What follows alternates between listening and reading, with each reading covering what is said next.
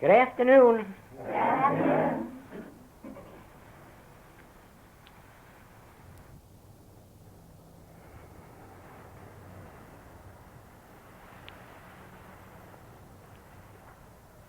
The question that is asked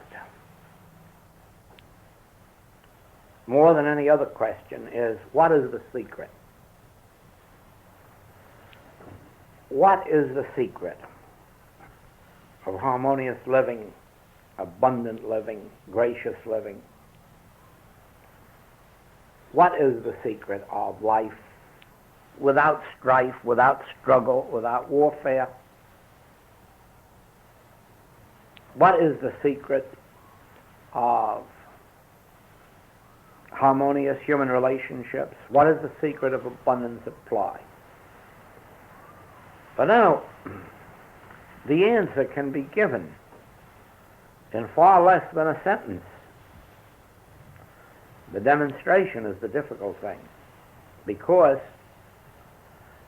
the answer has been revealed. It's been revealed dozens of times in the last 4,000 years. The answer is the attainment of the fourth dimensional consciousness. That's the answer. It's the full and complete answer, and you don't have to add anything to it because there is no other answer. That is the answer, full and complete. The attainment of the fourth dimensional consciousness, or the attainment of what they call Christ consciousness or spiritual consciousness. It is what the Japanese in Zen call Satori. Satori is the word. If you understand that word Satori, you have the whole secret. Satori means enlightenment. It means when your human consciousness, which is unenlightened spiritually, when your human consciousness is enlightened, that is, it receives Satori, it is illumined. It's the same consciousness you had all your life, only instead of being in an unillumined state, it is now illumined. Instead of being unenlightened, it is now enlightened. What do you mean by illumined, enlightened?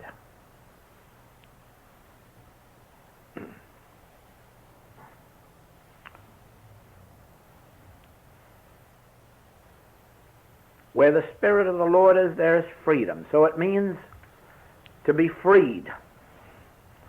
Illumination or enlightenment means to be freed. Freed from what? Freed from the material sense of life. Now that's the only freedom that you can ever attain. Freedom from the material sense of life. What is the material sense of life? It is when your faith, hope, reliance, ambition is in something external. When you believe that life is dependent on a heart, that's material sense. When you believe that strength is dependent on muscles, that is material sense. When you believe that we live by food alone, that is material sense. If you believe that you need money, this is material sense. If you believe that life began, this is material sense. If you believe that life can be ended, this is material sense. If you believe that life is subject to anything or any thought, this is material sense. Then freedom, the freedom of illumination, is really a freedom from ignorance, because it is only ignorance that can believe that our life is dependent on something in the external realm, whereas the truth is that our life governs the external realm. To understand that, you must first look at your body and agree that it's yours. And then think of your mind. You can't look at your mind, but you can think of it. And realize that this is yours. And then take the word I and declare that I can think, I can feel, I can move.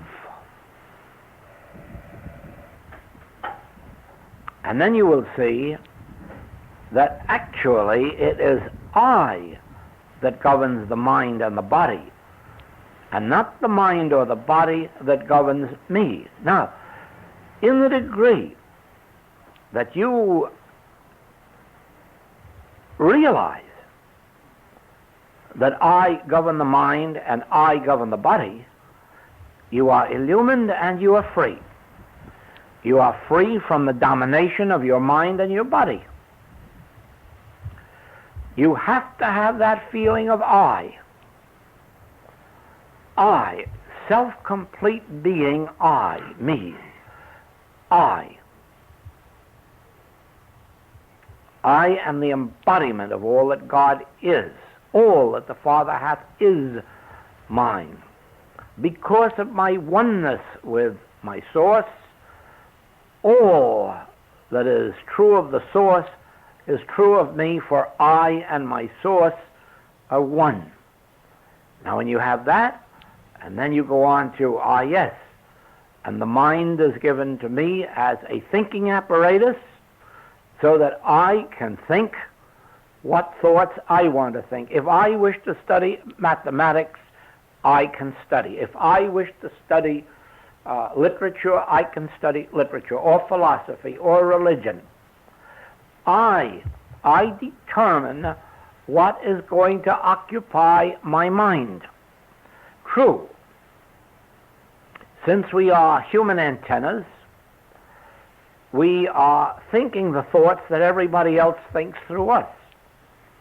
That is why we sometimes have fears. They're not our fears, they're the universal fears that we're picking up. That's why we sometimes have feelings of sensuality.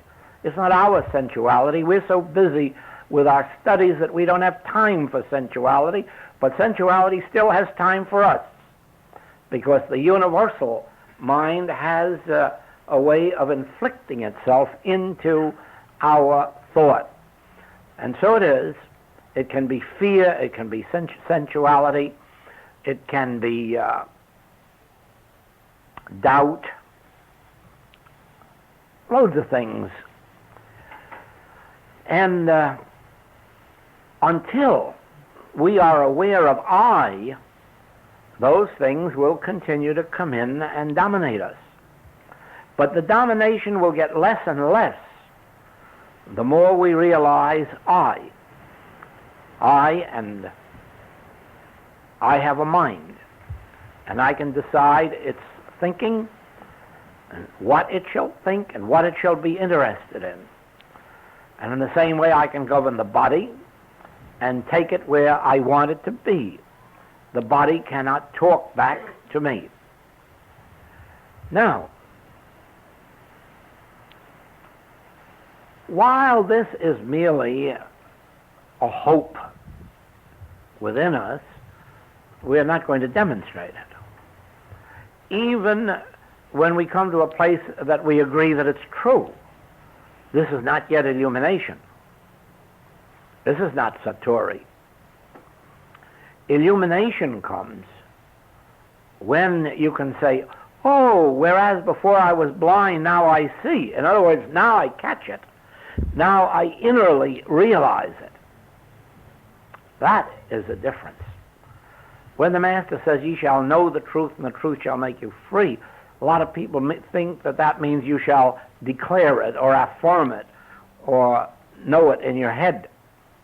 No, that's the first step.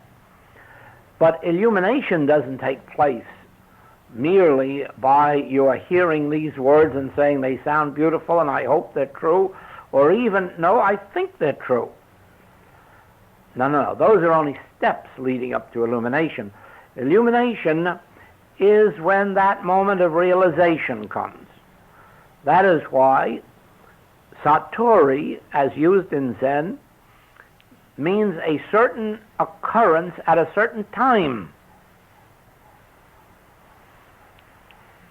They may have students studying Zen for 10 years and not have satori. They know all that's to be known, but the one thing is missing. And that thing is light, illumination, realization.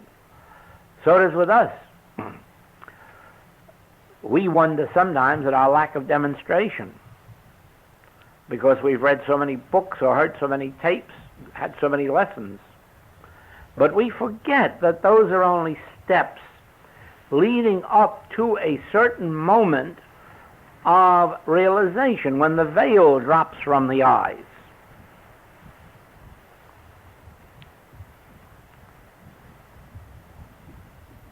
Therefore, remember this. The goal is the attainment of that fourth dimensional consciousness in which we no longer see materially, hear materially, believe materially, but in which we see through the appearance, just as you would see through the appearance of a mirage on a desert. By your superior knowing, you say, no, I don't believe that ocean, and I don't believe that city. I see right through the appearance and know that underlying this is just sand. So, where the human being in the third dimension sees a faulty body or a faulty mind and then says, I wish something could be done about it, the fourth dimensional consciousness sees through it. It doesn't mean they're unaware of its existence, but it does not have existence as reality. That's the difference. Even Jesus Christ saw the crippled man. But even while his physical eye saw the crippled man, his inner eye saw through the appearance to the Christhood. Even Jesus knew he was talking to a woman taken in adultery with his physical eye. But with his inner eye, he saw through to her Christhood. And says, neither do I condemn thee. Thy sins be forgiven thee. Now, the fourth dimensional consciousness sees not only the beauties of this world, but the discords of this world. But when it sees the beauties of this world, it does not become enthralled, excited. It enjoys them, but as a passing parade.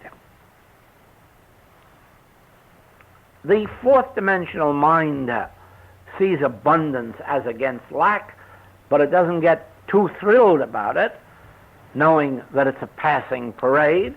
It's here today, but there's no telling that it might not be gone tomorrow. But the question is, what difference does it make? The reality is still here. What is the reality? The reality is my consciousness. Supposing through my consciousness I manifest a certain amount of supply or abundance, and supposing for some national or international reason it's wiped away. Now tell me, what difference does it make as long as I still have the consciousness that brought it forth? It's the same way as stripping your trees of fruit What difference does it make as long as you have the tree? In due season, it will have another crop of fruit. That is the nature of the tree. But it is the nature of our consciousness to produce itself and reproduce itself, to multiply itself, so that regardless of what out here may be taken away, the substance, consciousness of it remains, and tomorrow it will start to produce it again. Now, the third dimensional consciousness, when it goes broke, tries to jump out of a window, or gets discouraged and takes to drink. But that is material sense that says there is power out here in those monies or properties or securities. The illumined sense says, no, that's only the fruit on the tree. The substance of the fruit is my consciousness. And whatever my consciousness contains, my consciousness will bring forth. Now, what does my consciousness contain? Well, just remember that God is my consciousness. Therefore, my consciousness contains infinity. So the measure of my bringing forth must be infinite. If, however, I believe that I have a consciousness of my own, and then I try to see, well, what could I bring forth?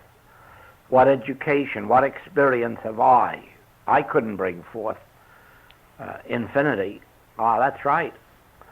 The third dimensional consciousness, or personal sense, or material sense, measures consciousness from the cradle to the grave, measures it by your education or lack of it, measures it by your personal experience or lack of it. But the fourth dimensional consciousness says, I have that mind in me which was also in Christ Jesus, because God has not given one of us more of that mind than another. But it takes illumination to realize that. Otherwise, you're going to judge by appearances and hold yourself to your limitation.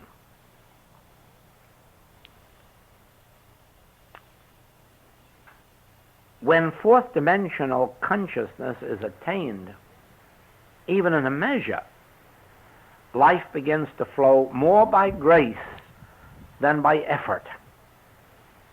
More things come easily and more abundantly than ever before.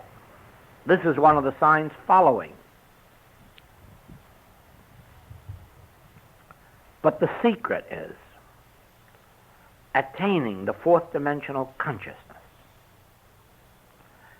Attaining the consciousness that does not put its faith, hope, or reliance in anything in the external, but realizes that the I of me, the consciousness of me, embraces infinity, and that all of the good flows forth from my consciousness into visible expression. The more we abide in this truth that I have meet the world knows not of, the more we bring infinity, infinite health, infinite abundance, infinite peace into expression. It is like human relationships. Now let us make no mistake about this. There is no way to have a perfect human relationship except to want nothing from anybody. It is an impossibility to want anything from anybody and not have friction develop. It can't be, I don't care how much people love each other. I don't care how closely knit they are. The moment you want something of them, a defense mechanism goes up in them. and you have the first grain of sand to produce friction. And the more you look to others, even for that which is called your legal right or your natural right, the more you're bringing about friction. Therefore, the only perfect human relationship can be is one in which you do not look to anyone for anything. Now, how can you have that consciousness? Only one way. The only one way is if you attain some measure of the fourth dimensional consciousness to where you can say, I and my Father are one, and all the Father hath is mine, and then close your eyes to this outside world. This is the only way that it can be attained.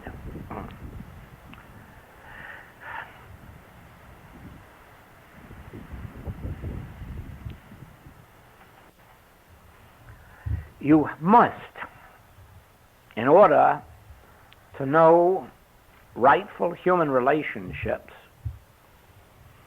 you must make your inner spiritual contact to the point of realization, illumination.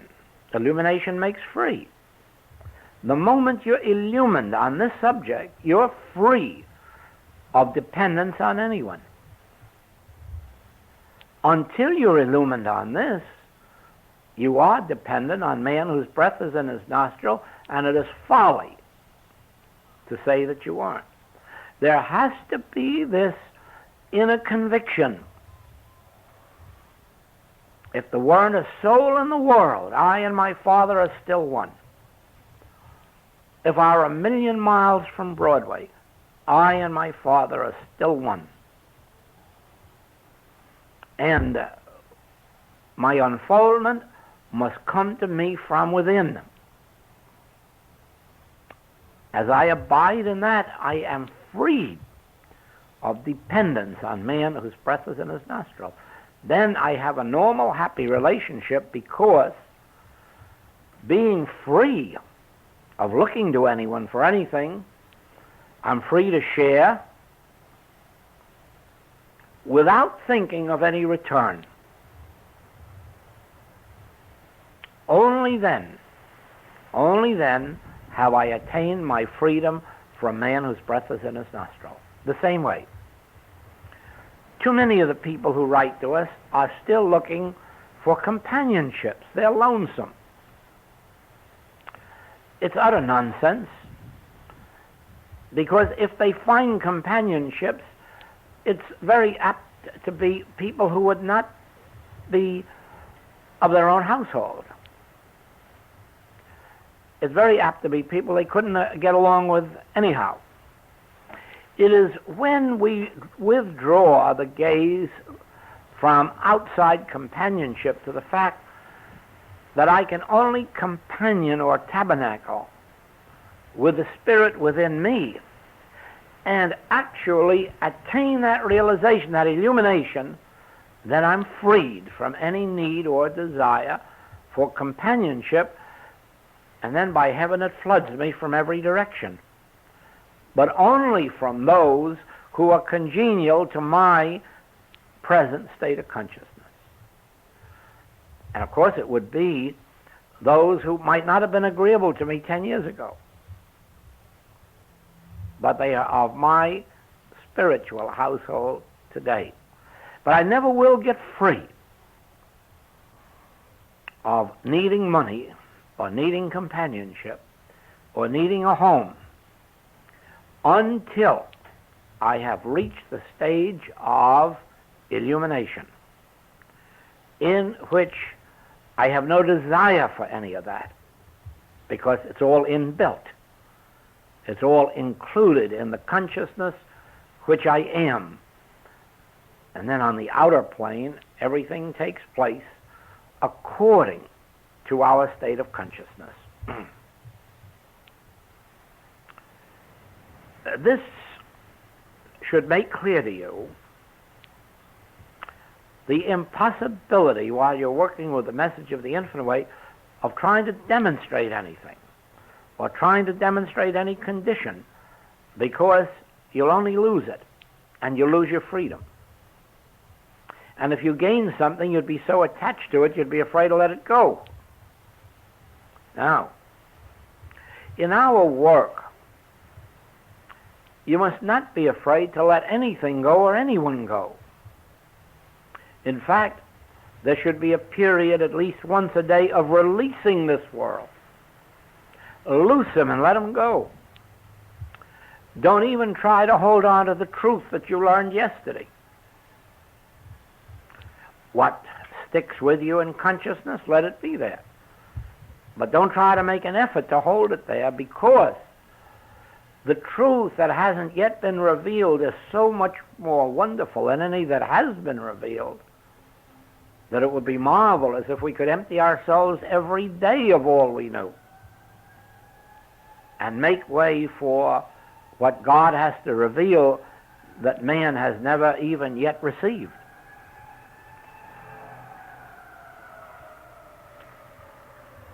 We've all been rejoicing these last couple of days in this Telstar. Just think not only what it is, but what it tells us of how much more is to come that hasn't yet been revealed to man.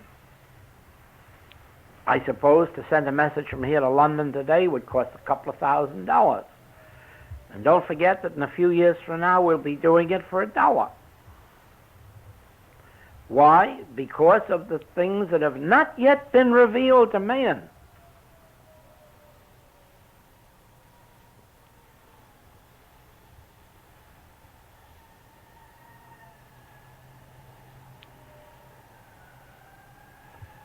We have no illumination if we're living on yesterday's manna. We're living wholly in material consciousness if we're trying to hold on to anything or anybody. Loose them and let them go, because manna falls day by day, and the more receptive we are, the greater the measure that we receive. The more we try to fill our mind with what we knew yesterday, the more we block the possibility of a new unfoldment today and tomorrow.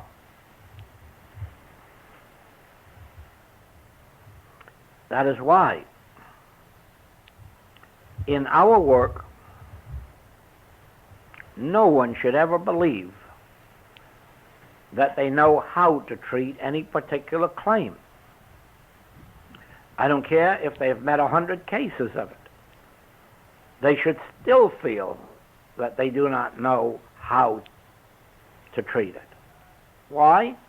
Because every treatment should be an individual treatment, because it should be an individual unfoldment from God. Now, one person has a cold, another one has a cold, another one has a cold, and you would think then that one truth would meet all three of them, but it doesn't. It doesn't.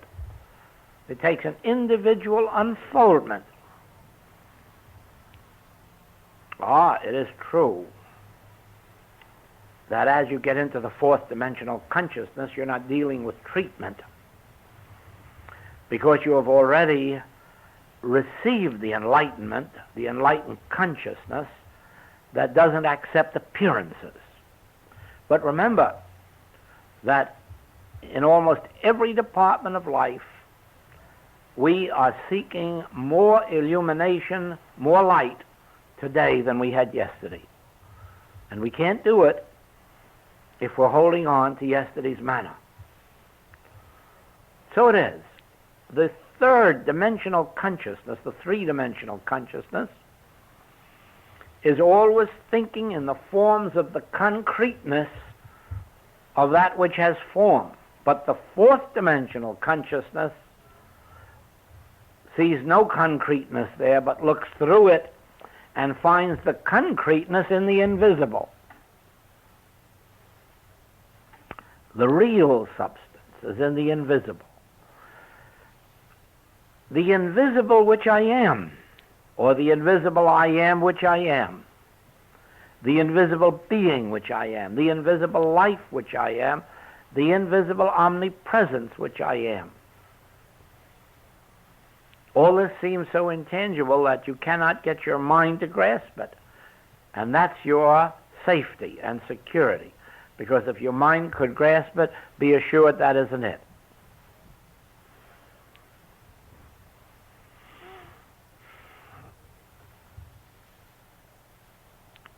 The fourth dimensional consciousness, Christ consciousness, or your consciousness when it's illumined, doesn't have to labor, whether in healing work or any other form of work. It just has to be a state of receptivity, because it is always receiving grace, or it is always receiving by grace. It is always receiving nourishment, because I have meat. Invisible, omnipresent meat.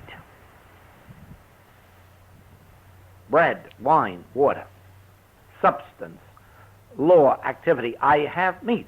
There is more power in the realization that I have meat the world knows not of. I have meat that ye know not of.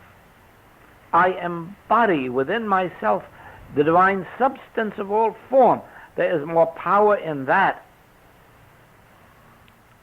than in all of the external world that you could attract to yourself. Because with this inner realization, it will multiply itself over and over and over again, like the plants keep multiplying leaves and flowers and fruit. It's just a steady state of multiplication once you realize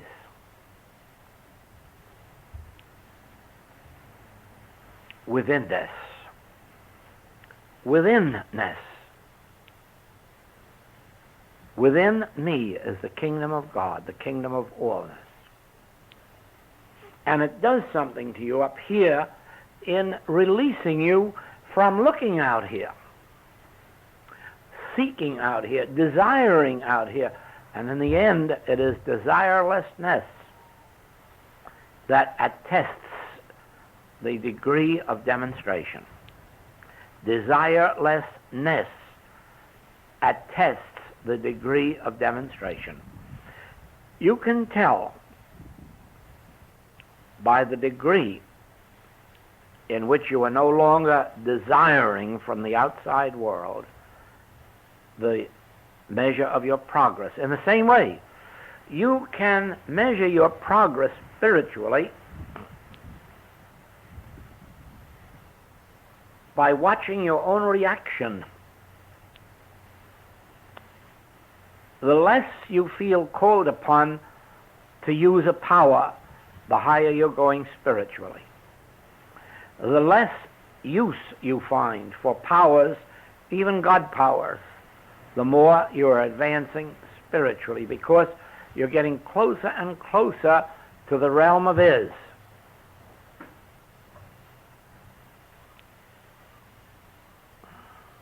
God is.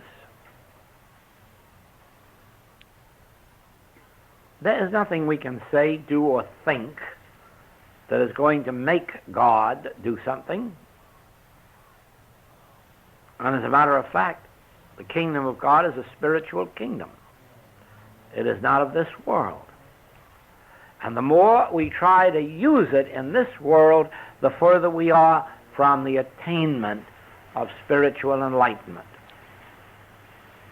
We are free in proportion as we are not seeking powers, even spiritual powers, but are relaxing in non-power. Resist not evil is the realm of the fourth dimension. Resist not evil. Now, why not? In the other dimension, he says, resist evil and it will flee from you. That's in your humanhood.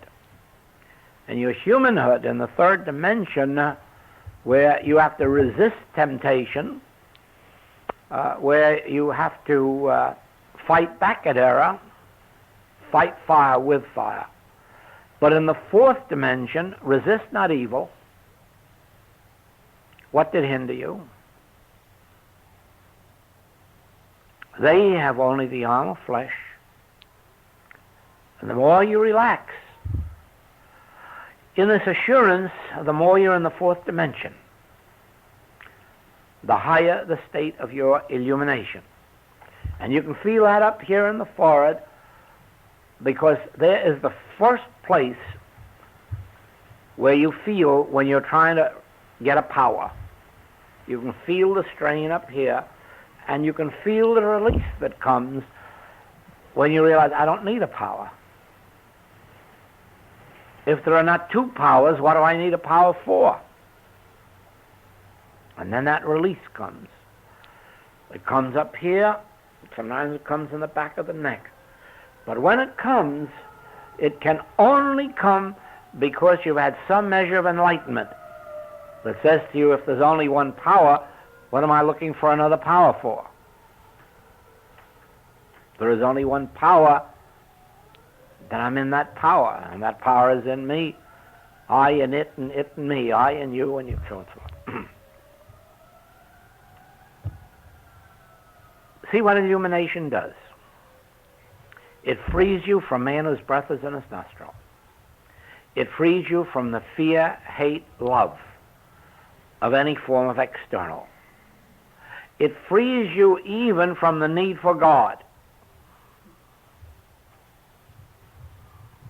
Now, some of you undoubtedly read, maybe all of you, the answers in the newspaper from these different ministers as to the Supreme Court decision on the subject of prayer. And you probably noticed the Buddhist who says that he's very glad that they don't have that prayer because in Buddhism they don't have any such God. Well, now, you could speak to a lot of people who have read comparative religion, and they'll tell you that Buddhism has no God. Well, in that sense, it's true. Buddhism has no God separate from man. Buddhism declares that the only God there is your enlightened consciousness. When you are enlightened, that enlightenment is Buddha, God, Christ.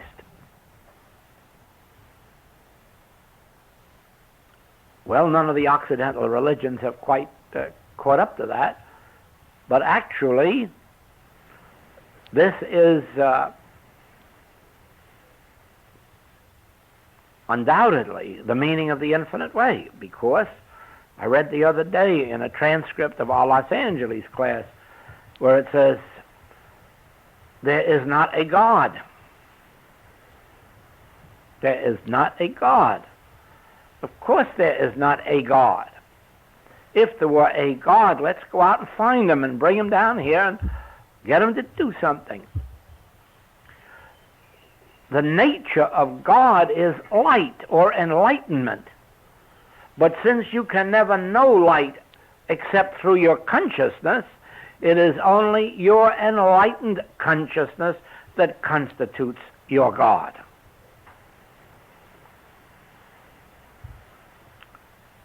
Consciousness itself is God, but consciousness is manifested as the consciousness of individual being, not only humans, animals, minerals, and vegetables, at different levels of consciousness. Master says, if you turn over a stone, you'll find me. Consciousness, the universal consciousness, is individually expressed. And your consciousness is that consciousness, but not until the moment of illumination.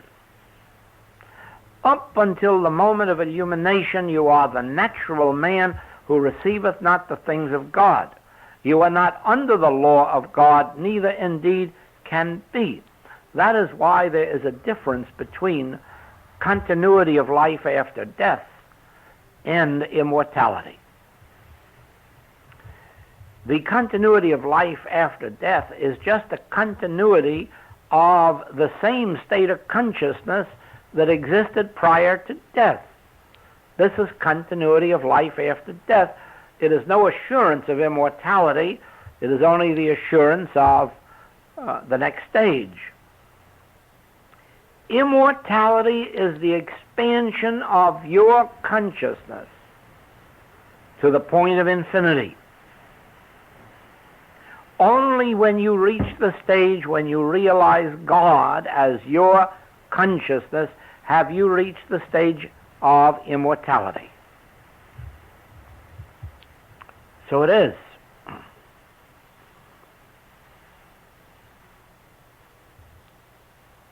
The human being is born, grows up, matures, decays, and dies. All of this as a separateness apart from God. All of this in a personal selfhood that has in it no element of spiritual law, spiritual life, spiritual creation. It is purely an animal life. That is why even when the heart's going or gone, you can keep it going with a drug. Now, you're not keeping God life going with a drug. You're keeping your animal life going with a drug. The God life can't be affected with or without a drug. But the human life can.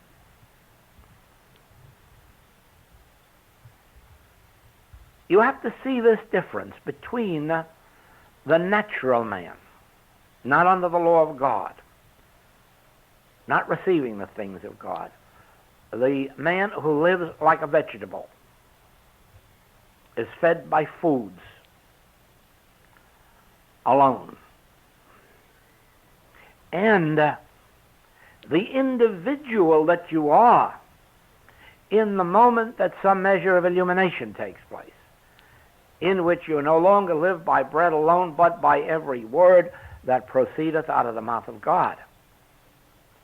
The individual that you are, when you are not being fed just by books, but when you're being taught of God, when inner light is coming to you directly from within, when you find yourself experiencing occurrences of grace,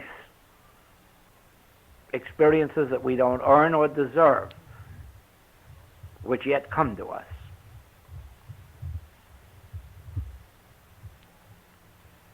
So you must see this.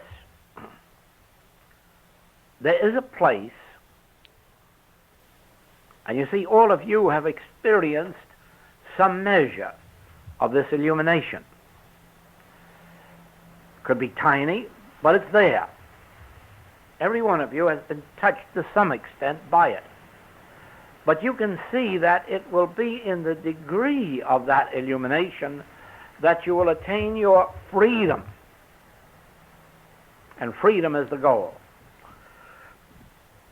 Freedom from personal sense, freedom from material sense, freedom from living on externals, freedom from outer dependencies, a freedom that enables us to tabernacle, commune with our inner selfhood, our spiritual nature, and then watch the flow as it comes up from within and flows outward, not only blessing us, but eventually making us forget ourselves and using us only as instruments for the blessing of others.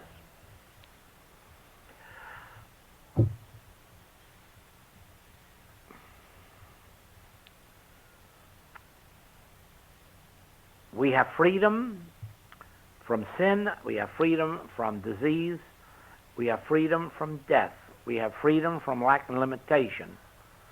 but only in the degree that we attain the spiritual freedom which comes from illumination. Because without illumination, no more power is given to the things or thoughts of the outer world. Then no more power is given to the need for a God power. Because now we're in the realization of the one and only power that is functioning. And it functions without help from the human.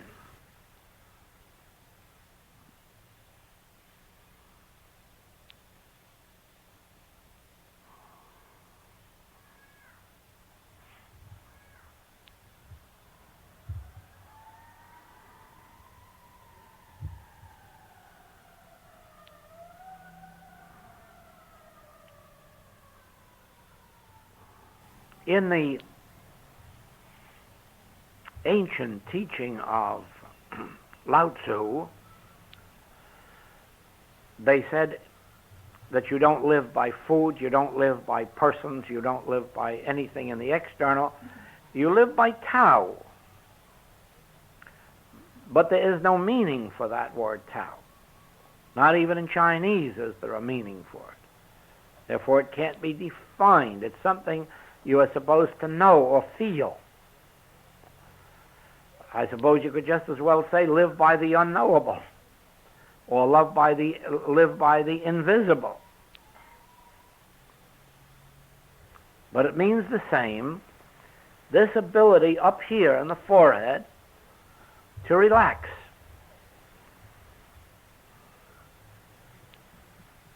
I don't have to know anything, I don't have to do anything. I don't have to draw any powers out of the air. I don't need any miracle powers. I don't need any miracle workers. I don't need man whose breath is in his nostril, even if he's a spiritual light. Why? Because I and my Father are one.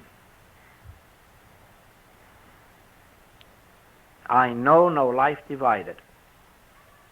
The life of God is my life. The mind of God is my mind. The consciousness of God is my consciousness. The soul of God is my soul.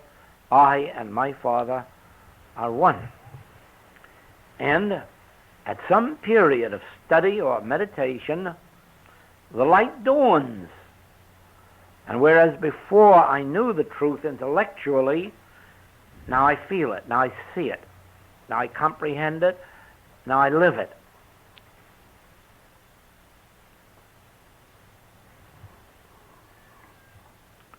It's really a great miracle that comes into your life once you can sit back and look out at all the people in the world, those close to you as well as those far away from you, and realize, just think, we can tabernacle together, we can be friendly together, we can live together, we can do anything we like, but I and my Father are one.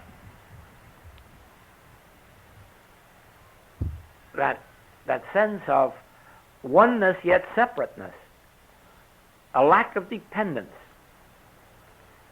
and yet a circle of joy and of sharing. It's a miracle when it happens. It's a miracle when you're set free within yourself and can realize, just think, I live by grace, not by might nor by power, not by anyone's favor. I live by grace, because I and the Father are one.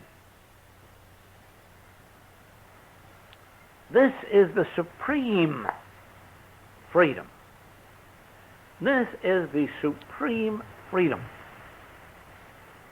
The moment you have that feeling of oneness with your source, and then can see everybody out here and have no sense of need, attachment, drawing, each one a free individual unit in oneness with their Father. I believe that this is the height of freedom. It's one of the last freedoms to be obtained. It seems so much easier to be free of places or things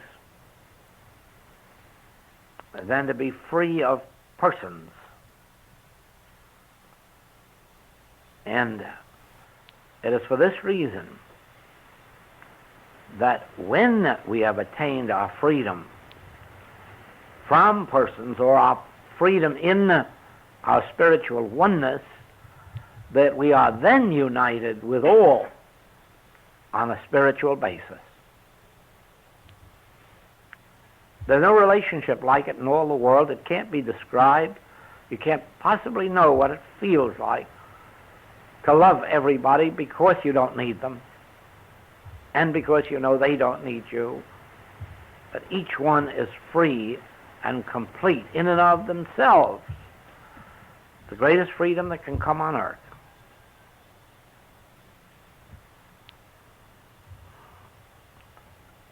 And the strange part is that in attaining that freedom, you find yourself bound to people throughout the world.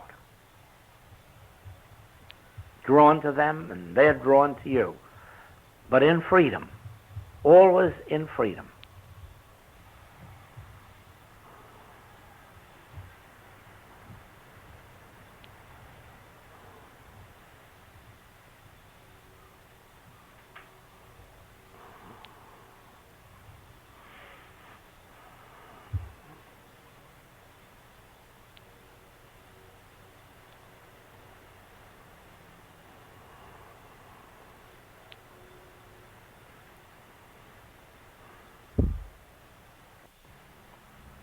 Now for a minute, take this statement, I have meat the world knows not of.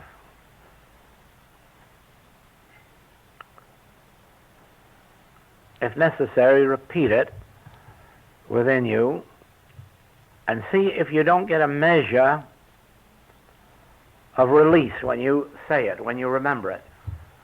I have meat the world knows not of. There should be a feeling of release, because up to that moment there has been present the belief that there is something yet to be obtained or attained in the outer world. And with each remembrance of this statement, no, I have meat the world knows not of, there should be an inner release, an inner freedom, as if the mind withdrew itself from trying to get something outside.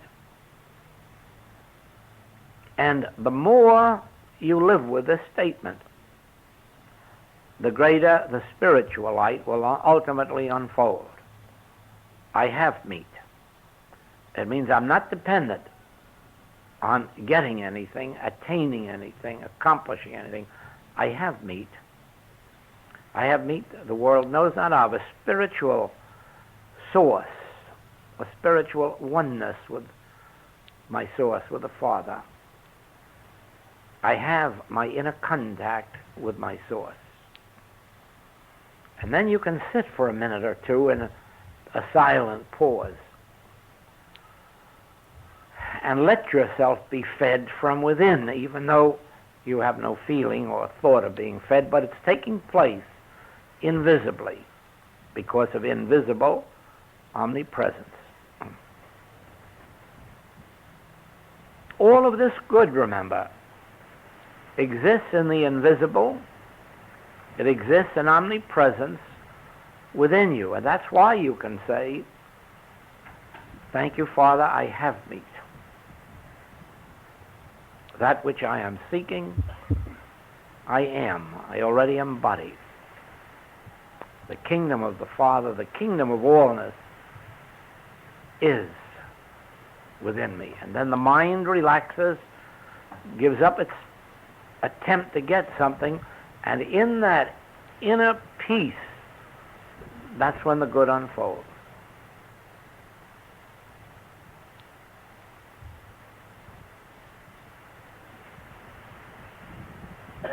There is a spirit in man.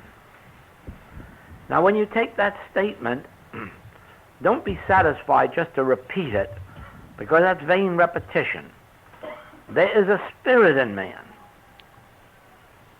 There is the Spirit of God in man. There is the Spirit of life in man.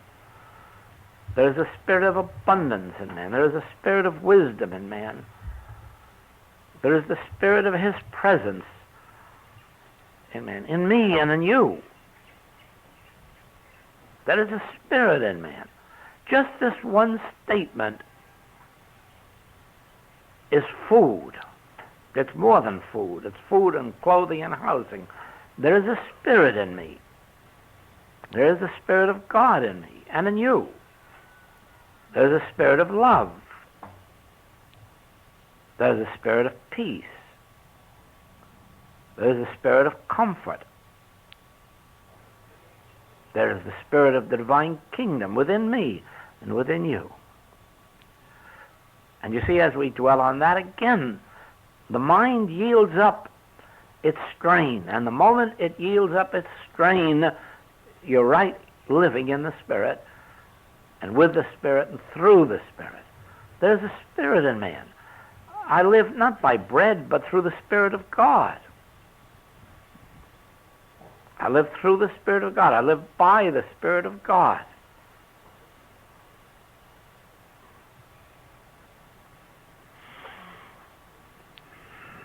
I live by the Spirit of God, not by the externals, not by the external things, thoughts, or persons. I live by the Spirit of God.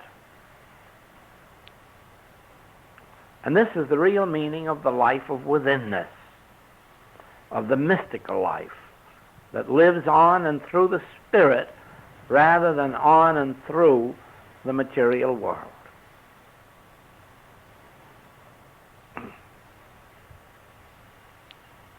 You can't rightly say withinness. You cannot rightly say that you're living the spiritual life unless you're living by the Spirit, and in the Spirit and through the Spirit. And that releases you from all attachment to this outer universe. You have no fears, no hopes, no ambitions about it. You're only living the spiritual life when you're living in the Spirit, through the Spirit, by the Spirit.